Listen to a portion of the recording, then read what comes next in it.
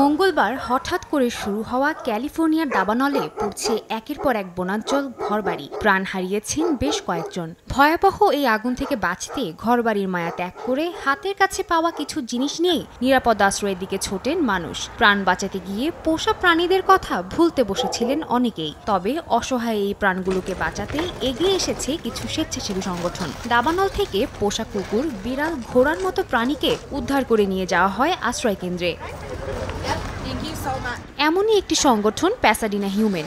বিভিন্ন জায়গা থেকে উদ্ধার করে আনা প্রায় 400 প্রাণীর থাকার ব্যবস্থা করে দিয়েছে তারা। কুকুর, ঘোড়া, গাধা, ছাগল, ভেড়া সহ আরো নানা প্রাণী ঠাঁই হয়েছে এই আশ্রয় কেন্দ্রে। অনেকে আবার নিজেদের পোষা প্রাণীকে সাময়িকভাবে রেখে গেছেন এই নিরাপদ আশ্রয়ে। প্যাসাডিনা হিউম্যানের প্রকাশিত এক ভিডিওতে দেখা যায় রাত দিন নিরলসভাবে প্রাণীগুলোর জন্য কাজ করে যাচ্ছেন কর্মীরা। প্রতিকূল পরিস্থিতিতেও পশুর ডাক্তার, কর্মী এবং প্রাণীর জন্য বিভিন্ন জায়গা থেকে ত্রাণ আসছে সংস্থাটিতে, যেখানে কেউ কেউ আর্থিক সহায়তা দিচ্ছে, কেউ আবার পৌঁছে দিচ্ছে খাবার। সাদিয়া তাসনিম, সময় সংবাদ।